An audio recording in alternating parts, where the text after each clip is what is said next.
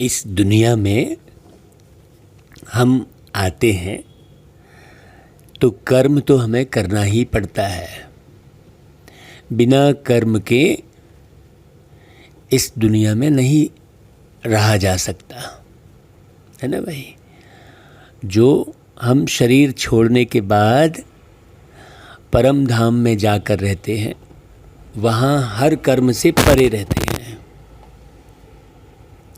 लेकिन यहाँ तो हमें कर्म करना ही होता है। चाहे हम अकेले रहें तो भी हमें कर्म करना पड़ेगा, और चाहे बहुत सारे लोग साथ में रहते हैं तो भी हमें कर्म करना पड़ेगा। हाँ, बहुत गौर से सुनने समझने की ज़रूरत है।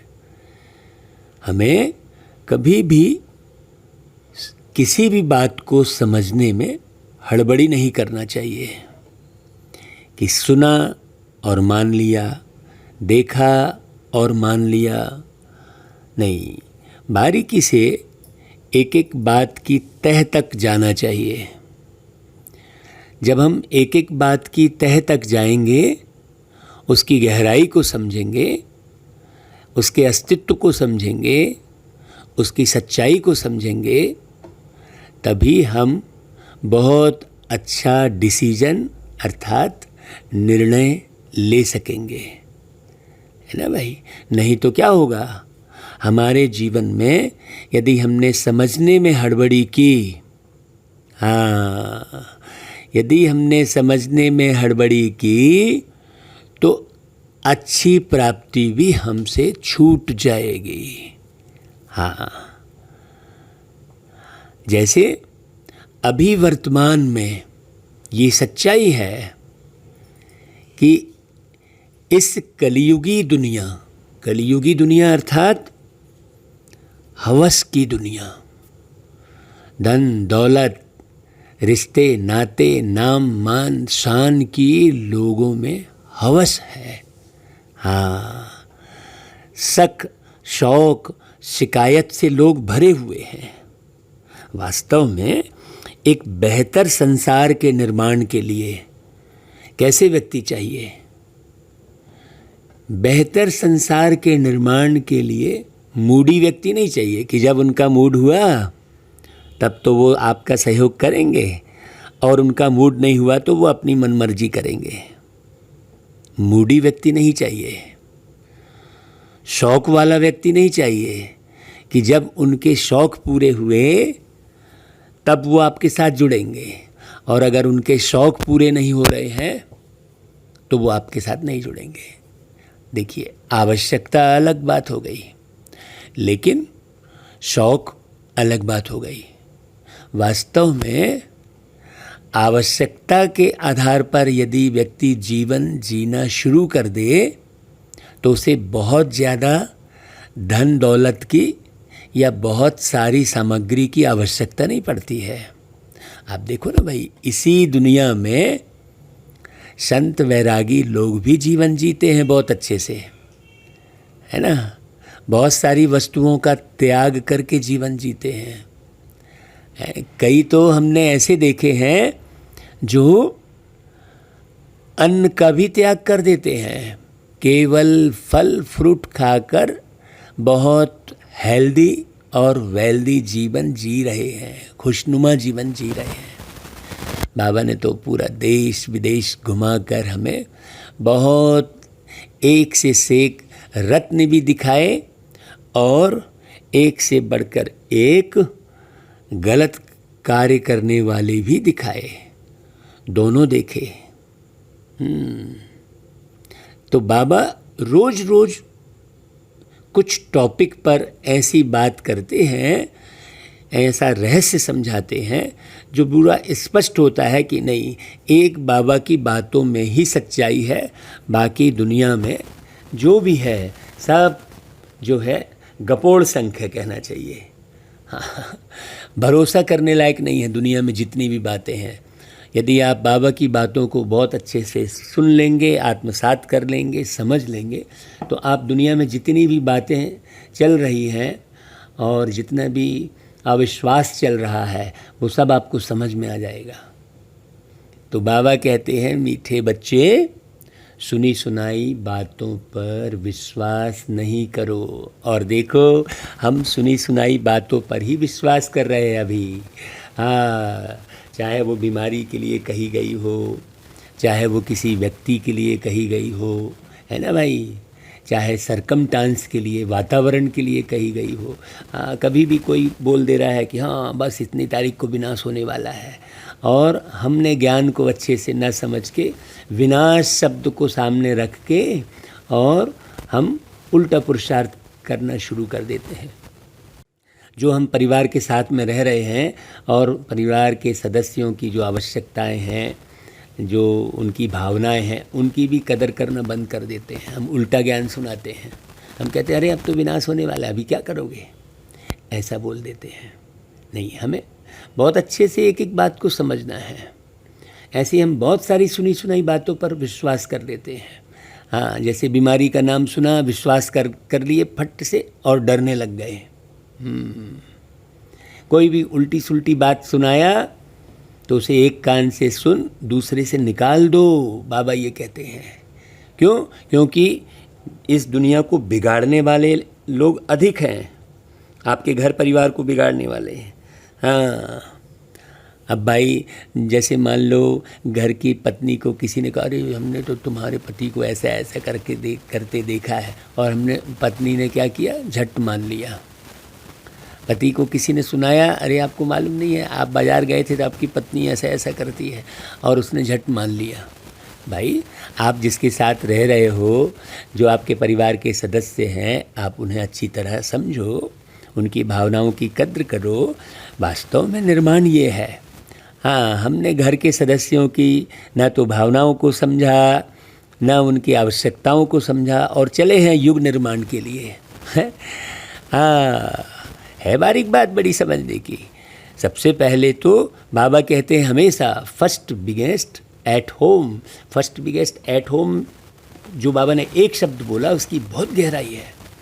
हाँ, फर्स्ट बिगेस्ट एट होम मतलब जो आप भ्रुकुटी के बीच में जिस घर में आप रह रहे हो, पहले तो आप ये एहसास करो कि आप भ्रुकुटी के बीच, ये भ्रुकुटी आपका घर है। यहाँ आप कैसे रह रहे हो, खुश रह रहे हो, सत्य स्वरूप में रह रहे हो, किसी प्रकार की कोई बेईमानी करके तो नहीं रह रहे हो, झूठ बोल करते नहीं रह रहे हो। ये फर्स्ट बिगेस्ट एट होम मतलब पहले स्वयं को समझो सबसे पहले। फिर उसके बाद अपने घर परिवार के सदस्यों को अच्छी तरह समझो कि भाई वो किस दिशा में जा रहा है। ज़बरदस्ती किसी के साथ में ज्ञान में चलाना है, ये करना है, खींचातानी मस्ती है, वो ज्ञान के बदले वो पूरी तरह अज्ञानता हो जाती है, निर्माण के बदले विनाश हो जाता है। बाबा आए हैं बेहतर दुनिया के निर्माण के लिए, तो हमें एक एक बात को समझना होगा। ऐसे थोड़ी 4 लाइन सुने, हड़बड़ी किए, हाँ भाई चलो हो गया। बाबा कहते हैं देखो, जो बच्चे ज्ञान की खुशी में रहते हैं उनके लक्षण क्या है, उनकी निशानी क्या होगी, आप समझना, बहुत बारीक बात है। हाँ, वो सुनी सुनाई बात पर एक तो भरोसा नहीं करेंगे, बहुत अच्छे तरीके से निर्णय लेंगे, सोच कर समझ कर, हड़बड़ी नहीं करेंगे कहीं भी।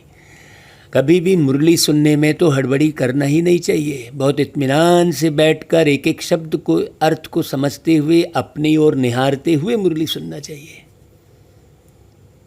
तो जो ज्ञान की खुशी में रहेंगे वो मालूम क्या करेंगे, वे पुराने कर्म भोग का जो हिसाब किताब है ना, उसे क्या करेंगे, खुशी में मर्ज करते जाएंगे। उनको इतनी खुशी रहेगी भगवान को पाने की कि पुराने कर्म भोग का जो कष्ट है वो महसूस ही नहीं होगा। क्योंकि पहले ज्ञान नहीं था तो न जाने कितने लोगों का दिल दुखाए होंगे भाई, है ना भाई, न जाने कितना कर्जा हम खा के और मरे होंगे वहाँ से। भाई ये तो आत्मज्ञान है ना, आप तो मरे कभी नहीं ना, बस शरीर बदलते चले गए। ये ज्ञान तो प्यारे बाबा ने इतना सुंदर समझाया। तो जो कर्म भोग है मतलब किए हुए कर्म का जो हिसाब किताब है ना, वो तो होगा ही, लेकिन आगे पाने की जो खुशी है उसमें वो कर्म भोग का जो हिसाब किताब है वो मर्ज होता चला जाएगा, वो पता ही नहीं लगेगा। ज्ञान की खुशी में दुख दर्द गम की दुनिया ही भूल जाती है। मालूम थोड़ी पड़ता है कि हाँ यहाँ कितने दुख है। दुख तो हैं, हम रहे तो अभी दुख धाम में ही रहे हैं लेकिन ऐसा लगता है क्योंकि सुख का सागर बाबा मिल गया तो लगता है हम तो अब सुख धाम में आ गए। हाँ, अब तो सतयुग शुरू हो गया, कईयों की बुद्धि में ये आता है। देखो वो बच्चा जिसके मुख से ये निकल रहा है कि अब तो सतयुग शुरू हो गया है, निश्चित रूप से वो पूरी तरह सत्य में रह रहा है। जो इस दुख धाम को भी सुख धाम महसूस कर रहा है, निश्चित रूप से वो सुख के सागर की याद में रह रहा है। हाँ, निश्चित रूप से उसकी बुद्धि में रहता कि अब तो हम खुशी की दुनिया में जा रहे हैं भाई। हाँ, रावण ने श्रापित कर दुखी किया। रावण अर्थात हमारे अंदर की ना समझी, सीधी सी बात। एक एक बात की गहराई की जो समझदारी है वो राम की प्रवृत्ति कहलाएगी और ना समझी रावण की प्रवृत्ति। ना समझने के कारण हम किसी भी सुंदर देह में आकर्षित हो रहे हैं। अरे भाई, पहले उस आत्मा को अच्छे से समझ लो। माँ भाई, भूल तो वही हो रही है ना। रावण क्या कर रहा है? रावण सुंदर सीता की तरफ ही तो आकर्षित होकर अपनी पूरी लंका को ख़त्म कर दे रहा है। कर रहा है ना भाई। तो रावणता का मतलब क्या हुआ? रावण किसी एक व्यक्ति की बात नहीं है। अब यहाँ पर रावणता किसे कहेंगे? सुंदर देह की तरफ आकर्षित होना ही रावणता कहलाएगी। हाँ, बहुत बारीक बात समझना। तो रावण ने श्रापित कर दुखी किया का अर्थ क्या हुआ? माने कोई रावण ऐसा कोई व्यक्ति विशेष नहीं है जो श्रापित कर रहा है तो अब बाप आए हैं उस दुख की, गम की दुनिया से निकाल खुशी की दुनिया में ले जाने। तो ये बात अच्छे से समझ में आ जानी चाहिए। जब ये बात समझ में आ जाएगी तो आप बाबा की याद में कौन सा गीत गाएंगे भाई? कि तुम्हें पाके हमने जहाँ पा लिया है, जमी तो जमी आसमां पा लिया है, तुम्हें पाके हमने जहाँ पा लिया है। तो एक एक बात को समझना। हाँ, शरीर को अच्छे से समझना भाई, शरीर कैसे काम कर रहा है। मन को अच्छे से समझना कि मन कैसे काम करता है, मन कहाँ कहाँ प्रभावित होता है। अपनी बुद्धि को समझना, अपने संस्कारों को समझना। ये गीत जो सुना आपने, इसे पूरा सुनना। देखो बाबा कहते हैं ओम शांति। मीठे मीठे रूहानी बच्चों ने गीत सुना। जरूर बच्चों के रोमांच खड़े हो जाने चाहिए। हाँ, उसमें क्या होगा? यदि मान लो अच्छे से बुद्धि में ज्ञान भरा हुआ है ना, तो जैसे ही बाबा की मुरली चलेगी, जैसे ही मीठे बच्चे शब्द बाबा कहेंगे, वैसे ही ऐसी खुशी का पारा चढ़ जाएगा और सदा ही चढ़ा रहेगा। वो मीठे बच्चे सारा दिन सुनाई देता रहेगा। ऐसा लगेगा जैसे मीठा बाबा हमें हर पल मीठे बच्चे कहकर चला रहा है। तो ज़रूर रोमांच खड़े हो जाने चाहिए। गाया जाता है खुशी जैसी कोई खुराक नहीं। तो कौन सी खुशी? अब भाई आपके किसी वस्तु को पाने की खुशी रहेगी तो वो खुशी एक दिन समाप्त हो जाएगी। क्यों? क्योंकि वो वस्तु एक दिन पुरानी भी होगी, टूटेगी भी और तुम्हें हैरान भी करेगी। किसी भी वस्तु की पाने की यदि खुशी रहेगी आपको तो। हाँ, लेकिन प्यारे बाबा अविनाशी है, सदा है, सदा शिव कहते हैं, एवर प्योर कहते हैं, सत्यम शिवम सुंदरम कहते हैं। उन्हें समझना, शिव को समझना, अपने बेहद के पिता को समझना, बेहद के बाप को समझना, इस सृष्टि के बेहद के मालिक को समझना, उनके साथ संबंध बनाना, ये मूल बात है।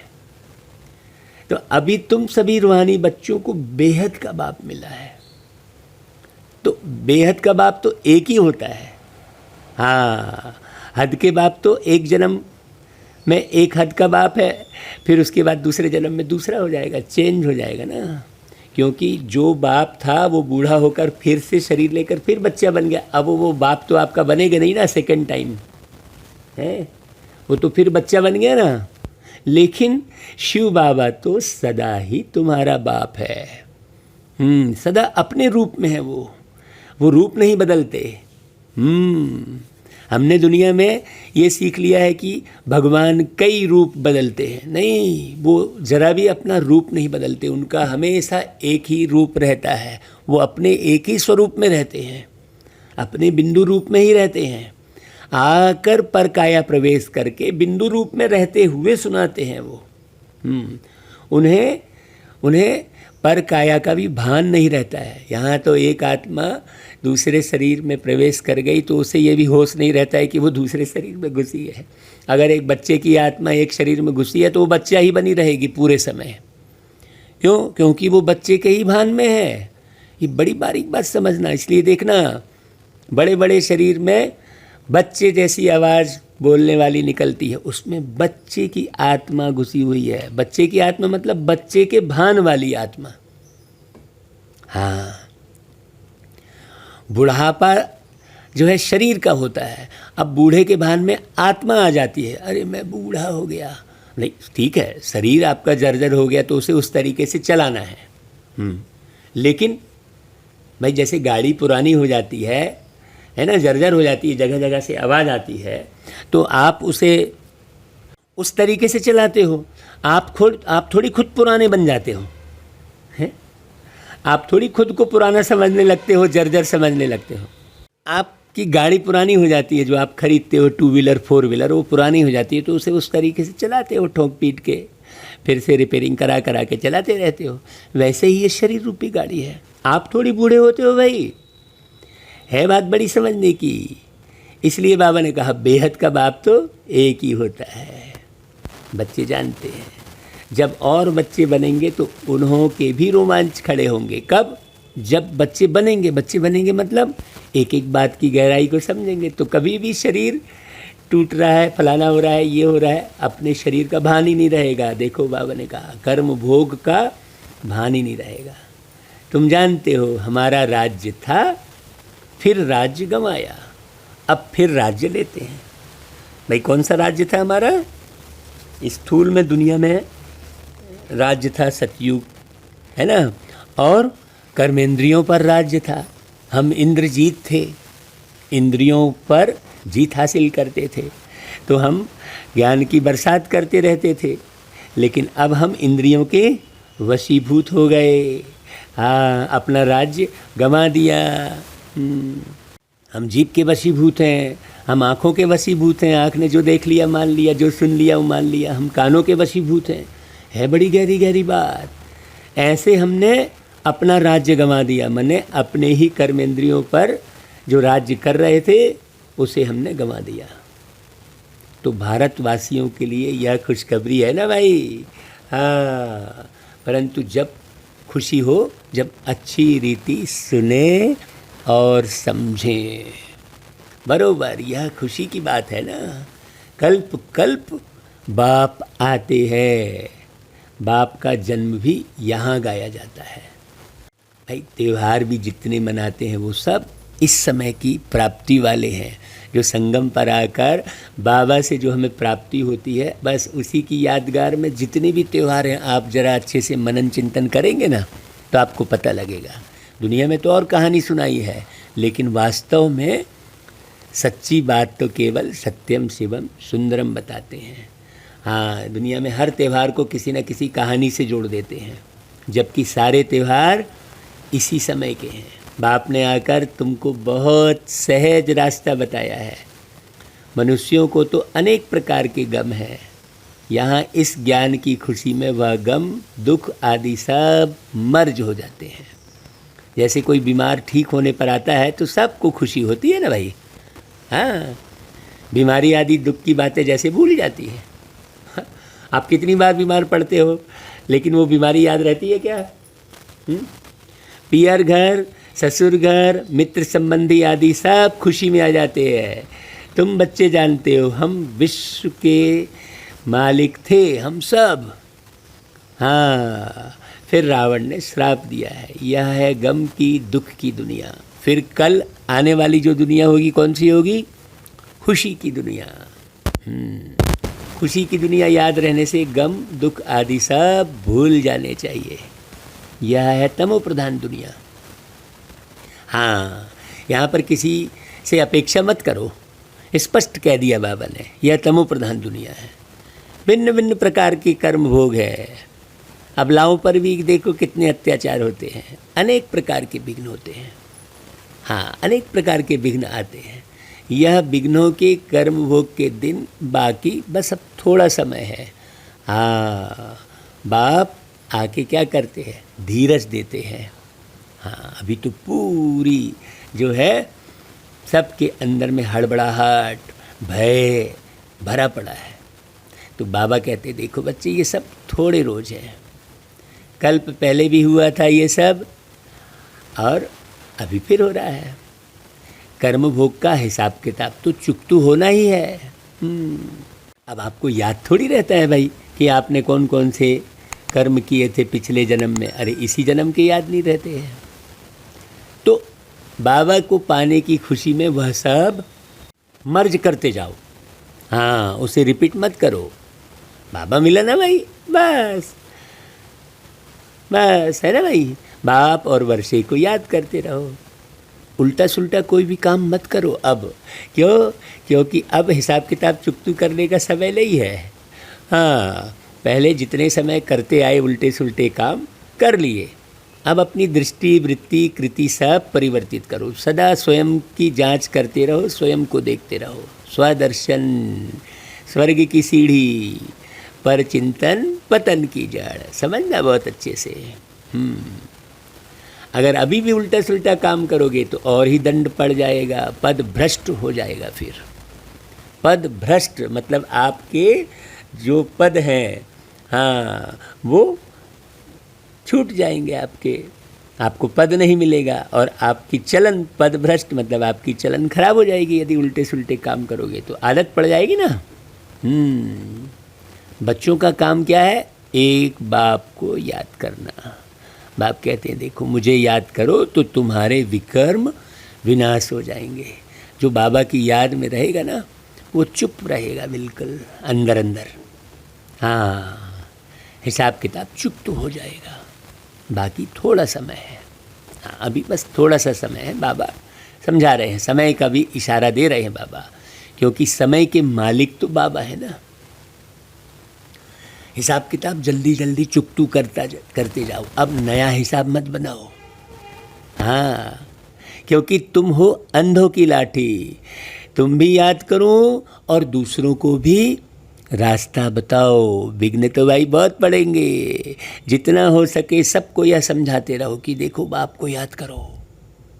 अक्षर भी नामी ग्रामी है, मन मना भव, अर्थात हे आत्माएं मामेकम याद करो तो तुम्हारे पास्ट के विकर्म भस्म होंगे। हाँ, पाप के जो पुराने पास्ट के जो विकर्म भस्म होंगे का मतलब क्या हुआ, जो विकर्म किए हैं उसकी जो सज़ा मिल रही है वो पता नहीं लगेगा, उस सज़ा का पता नहीं लगेगा। इसमें मूंझने की तो बात ही नहीं है। सिर्फ बाप को याद करो तो तमो प्रधान से सतो प्रधान बन जाएंगे। हाँ, है ना, केवल बाबा के ध्यान में रहो हमेशा। हाँ, एक ख्यालात बाबा के चलते रहे हमेशा। तुम जानते हो हमने 84 का चक्र लगाया है, चक्र लगाते आए हैं और लगाते रहेंगे। यह है पुरानी दुनिया, पुराना चोला, इनको भूल जाना है। यह है आत्माओं का बेहद का संन्यास। हाँ, अपने शरीर को भी भूलना, ये बेहद का संन्यास कहेंगे। बाकी तो वो लोग हद का संन्यास करते हैं, घर बार छोड़ जाते हैं, चलो उन्हों का भी ड्रामा में पार्ट है ना। हाँ, बस उधर भी हमको इतना ज़्यादा बहुत ख्याल नहीं करना है। फिर भी ऐसे ही होगा। सेकंड जो पास हुआ सो ड्रामा, जो पास हो गया वो ड्रामा। आगे का ड्रामा आप चेंज कर सकते हो भाई। हाँ, क्योंकि हम पास्ट का ही बहुत मनन चिंतन करते हैं, उसे ड्रामा करके छोड़ते नहीं, फिर वही ड्रामा रिपीट होगा। भाई शास्त्र सब है, भक्ति मार्ग की पुस्तक देखो, बाबा ने एक एक शब्द को कितने अच्छे से समझाया है। हाँ, ड्रामा बहुत सुंदर ज्ञान है ड्रामा का। तो भक्ति के बाद ज्ञान, भक्ति लोग करेंगे ही। अब आप किसी की भक्ति पर ऑब्जेक्ट मत करो। इस सीढ़ी के चित्र पर किसको भी समझाना बहुत सहज है। मुख्य जो चित्र हैं वह अपने घर में भी रख सकते हो। भाई चित्रों को अच्छे से देखोगे, समझोगे तो पूरा क्लियर होगा। अरे हम कहाँ खड़े हैं। त्रिमूर्ति भी बड़ा क्लियर है। ऊपर में शिव भी है, ब्रह्मा विष्णु शंकर भी है। सूक्ष्म वतनवासी फिर ऊंचते ऊंच हैं भगवान। सूक्ष्म वतनवासी एक एक सूक्ष्म बात को समझाते हैं। एक तन में आकर, एक ब्रह्मा के तन में आकर ज्ञान की सूक्ष्मता को समझाते हैं। बहुत लोग इसलिए नहीं सुन पाते हैं क्योंकि वो जो है सूक्ष्मता की ओर नहीं बढ़ते। हाँ समझ गए हम, ऐसा कहते हैं, है ना। बच्चे भी समझते हैं। जहाँ बाप रहते हैं वहाँ है हम आत्माओं के रहने का स्थान, जिसको निर्वाण धाम कहो अथवा शांति धाम कहो, बात एक ही है। जहाँ आत्माएं रहती हैं, यहाँ आत्मा शरीर के साथ रहती है दुनिया में, और वहाँ बिना शरीर के रहते हैं। हाँ है ना भाई। जहाँ देह का दुनिया का कोई भान नहीं है, कोई गम नहीं, हलचल नहीं, तूफान नहीं है। तो ये ज्ञान प्राप्त होने के बाद क्या होता है कि हम शरीर में रहते हुए भी हाँ देह के भान से मुक्त हो जाते हैं। तो फिर जीवन जीते हुए जैसे कि हम शांति धाम में रहते हैं। हाँ एक तो शांति धाम है जहाँ अशरीरी होकर लोग रहते हैं, लेकिन फिर एक सुख धाम है जहाँ शांति में भी रहते हैं। हाँ तो शांति धाम नाम ठीक है, अथवा निर्वाण धाम अर्थात वाणी से परे धाम, वह शांति धाम ही हो गया। वह शांति धाम फिर है सुख और शांति संपत्ति धाम, फिर होता है दुख और अशांति धाम। हाँ सुख धाम में तो कारुण्य के खजाने होते हैं अथाह। आज क्या है देखो, और कल क्या होगा भाई। आज कलयुग का अंत और कल होगा सतयुग का आदि। रात दिन का फर्क है ना। कहते भी हैं ब्रह्मा और ब्रह्मा मुख वंशावली ब्राह्मणों का दिन और फिर रात। ये बेहद के दिन और बेहद की रात के बारे में बता रहे हैं। हाँ द्वापर कलयुग है रात और सतयुग त्रेता है दिन। दिन में है देवताएं और रात में है शूद्र। हाँ है ना भाई, बहुत अच्छे से समझना। शूद्र माने असुर।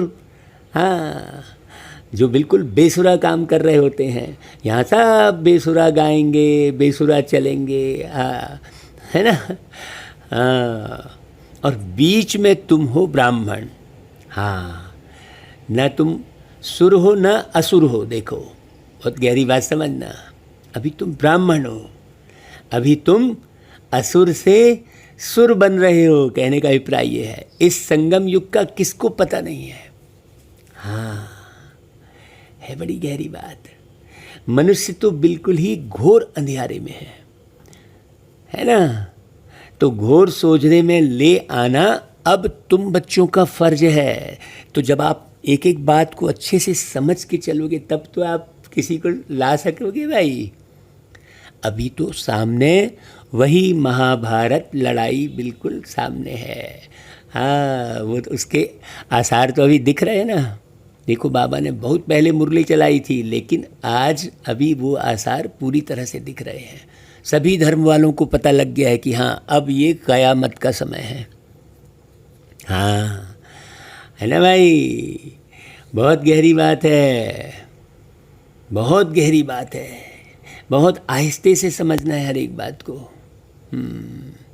गाया भी हुआ है ना कि विनाश काले विपरीत बुद्धि विनश्यन्ति, विनाश काले प्रीत बुद्धि विजयन्ति। जिसकी परमात्मा से प्रीत होगी उसकी जीत जरूर हासिल होगी।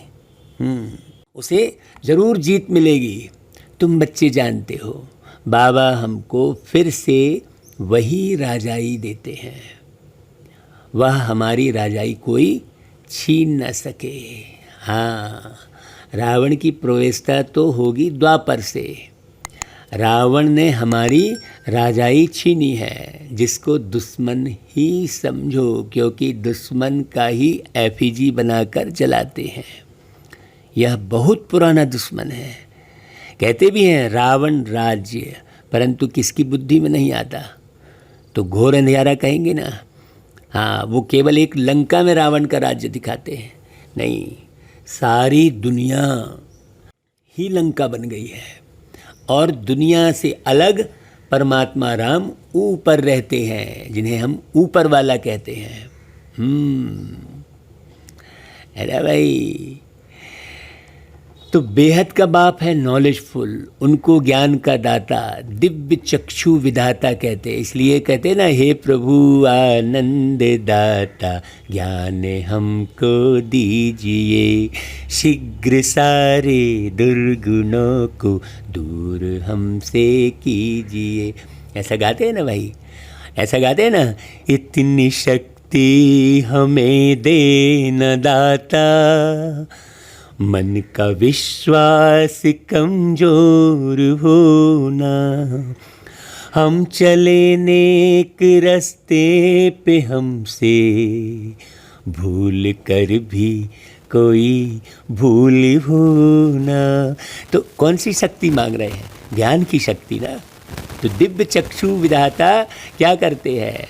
दिव्य ज्ञान देते हैं, हमारा तीसरा नेत्र खोलते हैं। तो अभी तुम आत्माओं को ज्ञान का तीसरा नेत्र मिला है। आगे तो कुछ नहीं जानते थे भाई, अब सब जान गए हो। बाबा कह रहे हैं, पढ़ पढ़ के बहुत सारे बच्चे जान गए हैं। बाप ज्ञान का सागर है, तो जरूर ज्ञान सुनाएंगे ना। ज्ञान सुनाने बगैर सिद्ध कैसे हो? तुम देखते हो बाप ज्ञान सुनाते हैं, जिस ज्ञान से फिर आधा कल्प सद्गति होती है। भक्ति को ही आधा कल्प चलना है, ज्ञान से सद्गति संगम पर ही होती है।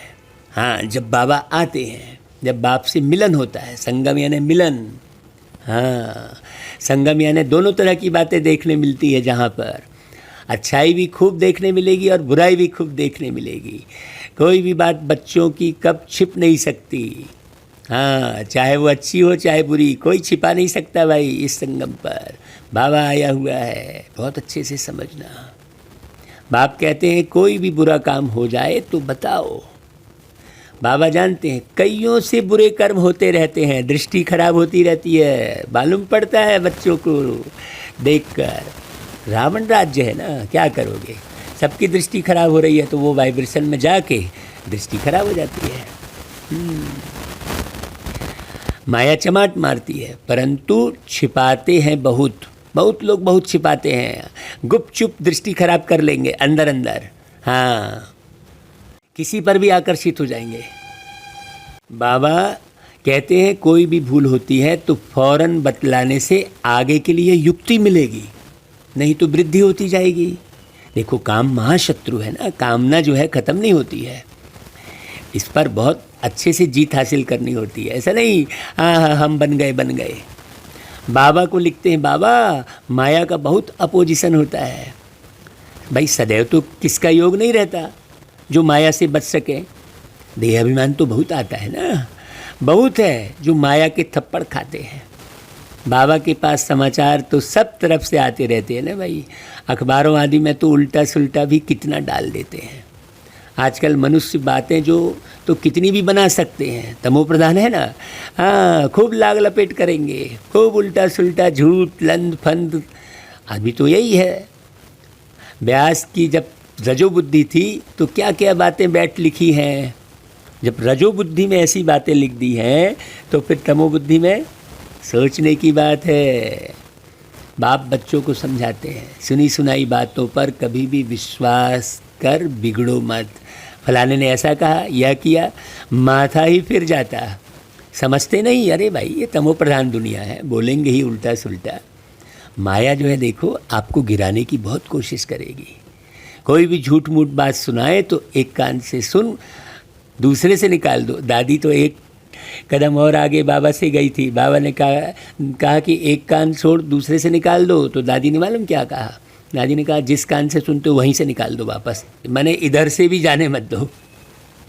मुझे वो दादी जी की बात याद आती है, क्लास की है ना भाई दादी जी की बहुत हमने। हाँ भाई, लगातार 20-22 साल ज्ञान सुनना और बहुत एकाग्र होकर सुनना समझना, और 2-4 महीने सुनकर समझ लेना, अंतर तो होगा ना भाई। दादियों ने हमसे पहले खूब ज्ञान सुना समझा, ब्रह्मा बाबा के संग्रह, तो हमसे ऊपर दादियाँ, हमसे ऊपर सेंटर की जो बहनें हैं वो सब हमसे ऊपर। हाँ, अपने को ऊपर क्यों समझने लग गए भाई? नहीं, हम तो सदा सर्वेंट, ऐसा समझ के चलो। तो औरों को भी यही पैगाम देते रहो। बाप कहते हैं मैं पैगाम ले आता हूँ। हाँ, तो सबसे बड़ा पैगंबर तो प्यारा बाबा है। हाँ, अब हे आत्माएं श्रीमत पर चलो, हमारा पैगाम सुनो, सिर्फ मामेकम याद करो अच्छी रीति। जो याद करेंगे वह अपना ही कल्याण करेंगे। याद आत्मा को करना है, भूली भी आत्मा है ना। हाँ, आत्मा ही भूल गई है ना भाई। अब बाप की श्रीमत मिलती है, इसमें आशीर्वाद व रहम आदि कुछ भी नहीं मांगना है भाई। बाबा श्रेष्ठ मत दे रहे हैं, उस मत पर चलते चलो, उसमें रहम मांगने की और आशीर्वाद मांगने की आवश्यकता ही नहीं है। सिर्फ बाप को याद करना है और कोई बात पूछने करने की भी दरकार नहीं है। बाबा को याद करते रहोगे तो सब बात सहज समझ में आती रहेगी। भाई सृष्टि का चक्र कैसे फिरता है ये तो सुन लिया ना, इसमें खिटखिट की तो कोई बात ही नहीं है। घोर अंधियारे में ही बाप आते हैं, इसलिए शिवरात्रि मनाते हैं। जब भाई घोर अंधियारा ही है तो हमें संभल के चलना पड़े ना। हाँ, अंधेरे में हमको बहुत संभल के चलना पड़ता है ना। तो कृष्ण का भी जन्म रात्रि को मनाते हैं। क्यों? क्योंकि इस अंधेरी रात में, इस कलयुग के अंत में ही कृष्ण भी आते हैं। है बड़ी बात समझने की। खीरपुरी आदि मंदिरों में बनती है रात को। अब शिव के लिए क्या बनाएंगे? वह तो है निराकार, किसको पता भी नहीं है बाबा किस घड़ी आते हैं और कैसे चले जाते हैं। सदैव तो सवारी नहीं करते हैं ना भाई, आएंगे और चले जाएंगे भाई, बात करेंगे। और उनको रहने की ज़रूरत क्या है यहाँ पर? वो क्या करेंगे खा पी के? क्योंकि उनका अपना शरीर तो है नहीं, वो किसको खिलाएंगे? जिसके तन में आ रहा है उसमें वो आत्मा तो बैठी हुई है, वो अपना शरीर की पालना करती है। बाबा तो उस शरीर का उपयोग करते हैं और चले जाते हैं।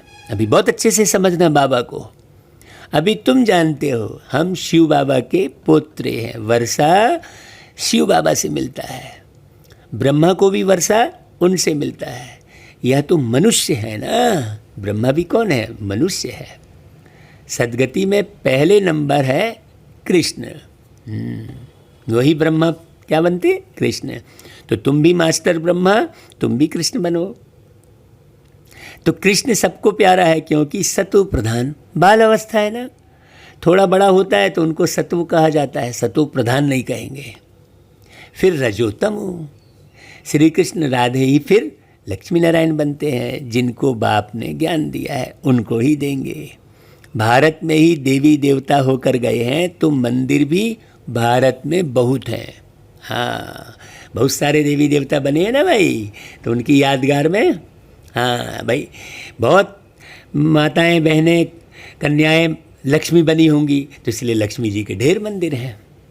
बहुत सारे भाई बहन कुमार अदर कुमार नारायण बने होंगे तो नारायण के भी ढेर मंदिर हैं। क्रिश्चियन की चर्च में क्राइस्ट ही क्राइस्ट देखेंगे, देवताओं के कितने ढेर मंदिर हैं। बाप आए हैं अभी हमको मनुष्य से देवता बनाने अथवा भारत को स्वर्ग बनाने, है ना। हम बाप को याद कर पावन बन रहे हैं। बाप के साथ हम भी भारत को स्वर्ग बना रहे हैं। बाबा के साथ हम सहयोगी बने हैं भाई। बाबा अकेले नहीं है, क्योंकि अकेला व्यक्ति कुछ नहीं कर सकता। हाँ, संगठन तो चाहिए। तो भगवान भी अकेले कुछ नहीं करते हैं। उसको दिखाया है ना भाई, रामचंद्र जी ने बानर की सेना ली रावण को जीत हासिल करने के लिए। हाँ, तो बाप के साथ हम भी भारत को स्वर्ग बना रहे हैं। जैसे हम बाप के साथ आए हैं, भक्ति मार्ग में देवताओं के मंदिर मूर्तियों आदि पर कितना खर्चा कर बनाते हैं, उत्पत्ति कर, पालना कर, फिर विनाश कर देते हैं, 9 रोज के अंदर ही डुबो देते हैं। बहुत उनमें प्रेम होता है। नवरात्रि तो कलकत्ते में बहुत मनाते हैं, देखो गणेश जी भी बिठाते हैं, पूजा करते हैं, प्राण प्रतिष्ठा करते हैं, फिर सिरा देते हैं। इन सब बातों पर अभी वंडर लगता है। हाँ, लेकिन इसकी बड़ी गहराई है कि ऐसा वो क्यों करते हैं, क्योंकि वो देवी देवता इस विषय सागर में डूबकर अपनी पवित्रता को खो देते हैं, इसलिए वो जाकर वो नदी के पानी में डुबोते हैं। हाँ, कहीं भी पानी में डुबो देते हैं, क्योंकि ये गहरी बात है। जब आप खूब मुरली सुनोगे ना तब समझ में आएगी। आगे तो हम भी पाठधारी थे, करोड़ों रुपया खर्च करते हैं, कितनी अंधश्रद्धा है, रामायण से कितना प्यार होता है, बातें सुनकर आंखों से आंसू बहा देते हैं। हाँ, समझते भाई रावण देखो सीता को चुरा के ले गया, रोने लगते हैं। अरे सीता अग्नि में समाहित हो रही है, रोने लगते हैं। सीता जो है जमीन के अंदर समा गई तो रोने लगते हैं। इस सब का गहरा रहस्य है, ये मालूम नहीं है। रहस्य मालूम हो तो खुशी हो, रोना ना आए। हाँ, यह सब है भक्ति मार्ग। इससे फ़ायदा कुछ भी नहीं है भाई, रोने से क्या फ़ायदा, समझने से फ़ायदा होगा ना। बाबा अब हमको कितना समझदार बनाते हैं, तो यह सब सुनकर यहाँ का यहाँ भूल न जाओ, सब बातें याद करो, पूरा रिफ्रेश होकर जाओ। जब भी मुरली सुनो तो पूरा रिफ्रेश रहो, इतना गहरे से सुनो कि सारा दिन वो बात याद आती रहे। क्यों? क्योंकि दुनिया में रद्दी बातें ढेर सारी हैं, वो वाइब्रेशन के द्वारा आपके अंदर पहुंच जाएगी। यदि आप इस प्रकार की बाबा की याद में नहीं रहोगे तो, बाबा की बातें को याद नहीं करते रहोगे सारा दिन, तो आप बाबा की बातों से बोर मत हो, क्योंकि ये बातें ही आपकी रक्षा करेंगी। हाँ, नहीं तो आप झट किसी के चंगुल में फंस जाएंगे। हाँ हाँ, अभी देखो शरीर को भी ख़त्म करने में देरी नहीं करते हैं।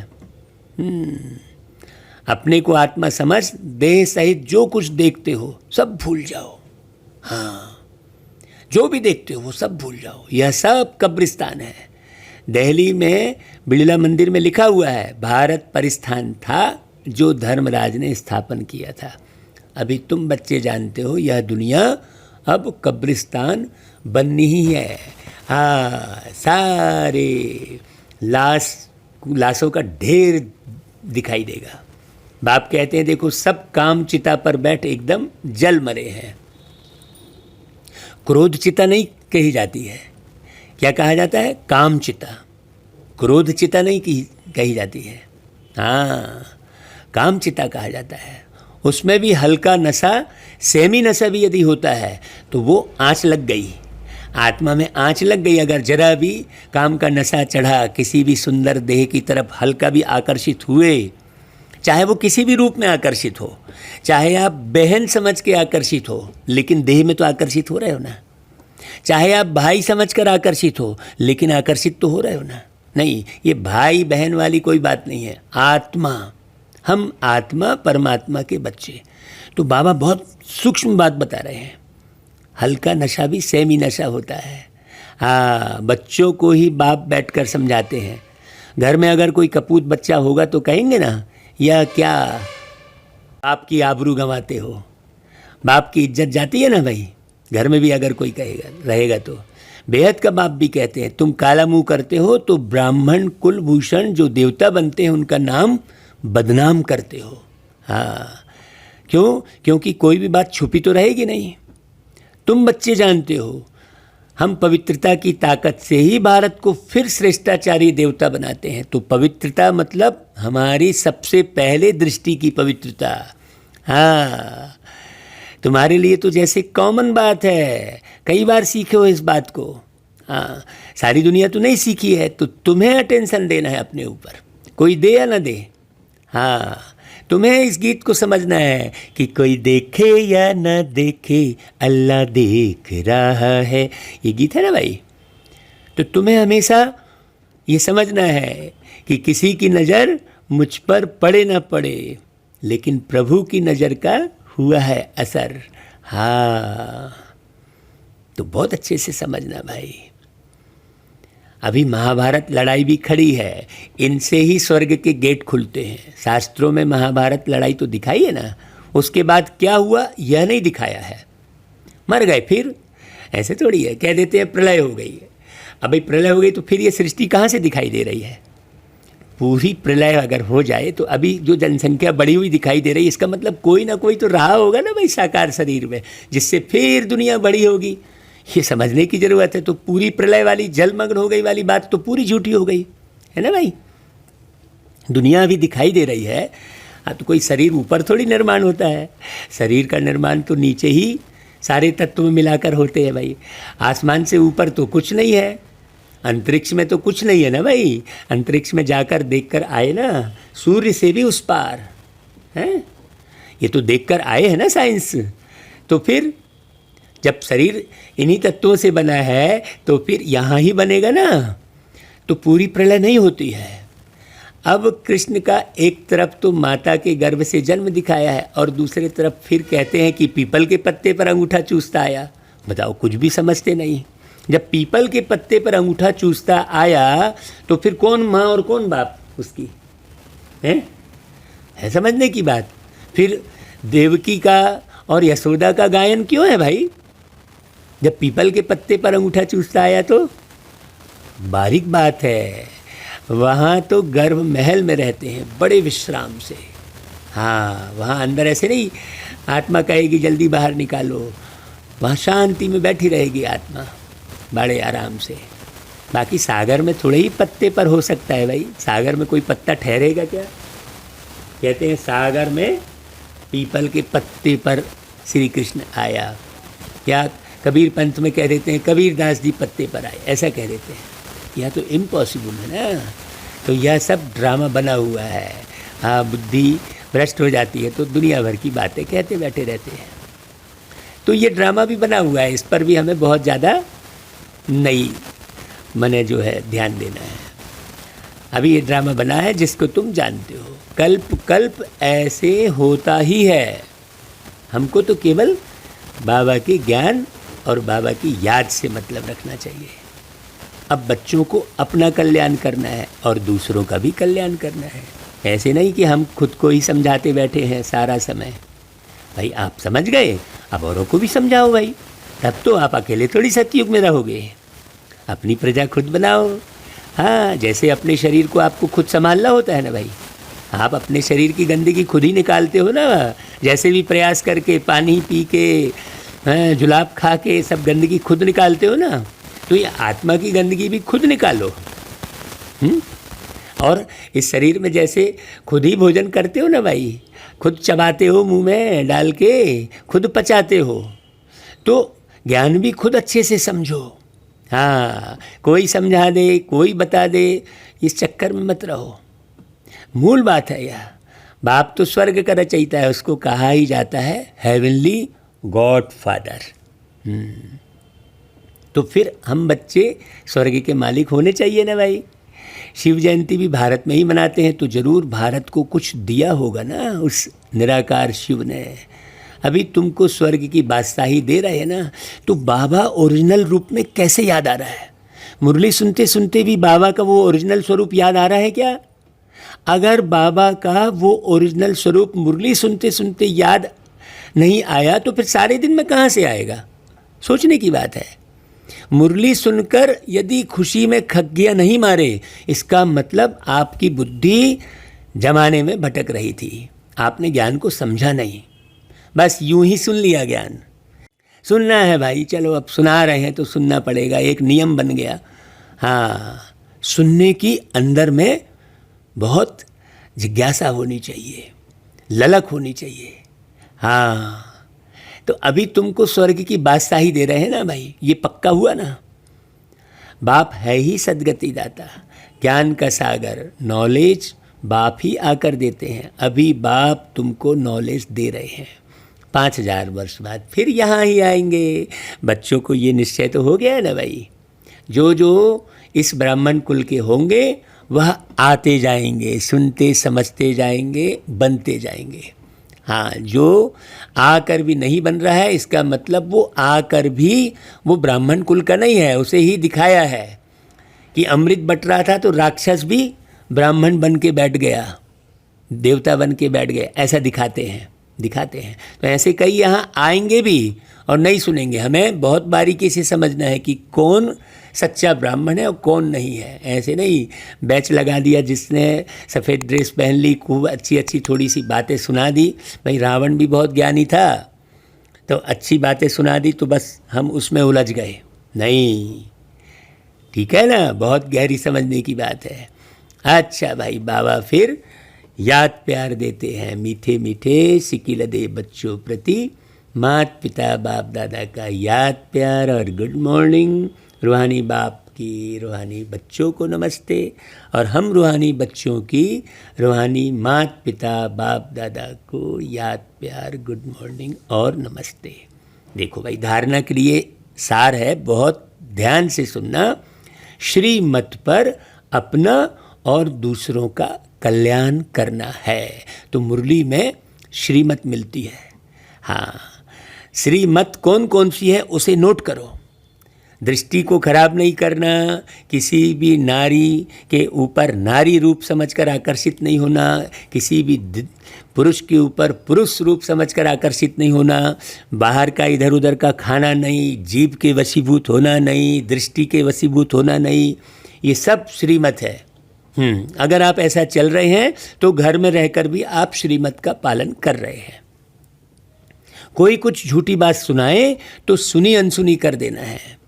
हाँ, उस पर बिगड़ना नहीं है, सोचना है, समझना है। ऐसे यूं ही तिल मिला गए फट से, आजकल यही तो होता है। इसलिए कोर्ट कचहरी में खूब भीड़ लगी हुई है। देखना आप, सब झूठी झूठी बातों पर आपस में लड़ते झगड़ते रहते हैं, सारा समय खराब करते रहते हैं, है ना भाई। दूसरी पॉइंट, कभी भी देवता बनने वाले ब्राह्मण कुलभूषणों का नाम बदनाम ना हो, इसका ध्यान रखना है। तो तुम्हारे अंदर समझ होगी ना भाई कि देवता बनने वाला कौन है। हाँ, नहीं तो आपने एक अच्छे श्रेष्ठ पुरुषार्थी को ना समझने के कारण बदनाम कर दिया। हाँ, अरे हम तो जानते हैं वो भाई ऐसा है, वो बहन ऐसी, ऐसा उल्टा सीधा। तो ये भी बहुत बड़ा विकर्म बनेगा। मान लो वो बहुत अच्छा पुरुषार्थ कर रहा होगा, वो भाई वो बहन कर रही होगी, तो फिर इसका ध्यान रखना है। हाँ, कोई उल्टा कर्म कभी नहीं करना है। पहले तो पिछले हिसाब किताब चुकतू करने हैं भाई। हाँ, 63 जन्मों का हिसाब किताब है, कोई साधारण बात नहीं है ना भाई। अच्छा भाई, अभी वरदान भी सुनो। निंदा स्तुति जय पराजय में समान स्थिति रखने वाले बाप समान संपन्न व संपूर्ण भाव। हाँ, यहाँ की निंदा स्तुति से कोई फर्क नहीं पड़ेगा किसे, जो विदेही अवस्था में रहेगा। हाँ, शरीर छूटा हुआ महसूस होता रहेगा। हाँ, जब आत्मा की संपूर्ण व संपन्न स्थिति बन जाती है तो निंदा स्तुति जय पराजय सुख दुख सभी में समानता रहती है। हाँ, उसके आंखों में दुख के आंसू कभी नहीं आएंगे, मोह के आंसू नहीं आएंगे, पश्चाताप के आंसू नहीं आएंगे। हाँ, बाबा की याद में प्रेम के आंसू आएंगे उसके। समान स्थिति रहेगा। दुख में भी सूरत व मस्तक पर दुख की लहर की बजाय सुख व हर्ष की लहर दिखाई दे। निंदा सुनते हुए भी अनुभव हो कि यह निंदा नहीं, हाँ ये निर्माण कर रहे हैं, ऐसा लगे। हाँ, संपूर्ण स्थिति को परिपक्व करने के लिए यह महिमा योग्य शब्द है, निंदा नहीं है। हाँ, बहुत हमारे पास फ़ोन करके उल्टा सीधा बोलते हैं, बहुत सारे लोग बोलते हैं ये तुम क्या कर रहे हो। बहुत सारे लोग निंदा करते हैं, करने दो भाई, तुम तो अपने आप को जान रहे हो ना भाई कि तुम क्या हो और क्या बनने वाले हो। किसी की निंदा करने से थोड़ी कुछ फर्क पड़ना चाहिए। हमको तो बाबा ने चुन लिया है ना, तो ऐसी समानता रहे तब कहेंगे बाप समान। जरा भी वृत्ति में यह ना आए कि यह दुश्मन है, गाली देने वाला है और यह महिमा करने वाला है। हाँ, महिमा करने वाला आपका अहित कर सकता है। कभी महिमा करने वाला भी आप की बेइज्जती भी कर सकता है, ये बात ध्यान रखना। इसलिए निंदा और महिमा के चक्कर में मत पड़ो। महिमा का अर्थ समझो। महिमा मतलब मैं ही माँ, मैं ही सबकी माँ, और इस तरह से पालना करो, है ना भाई। अच्छा भाई, फिर स्लोगन, निरंतर योग अभ्यास पर अटेंशन दो तो फर्स्ट डिवीजन में नंबर मिल जाएगा, पहले पहले सतयुग में आएंगे। अच्छा भाई, ओम शांति।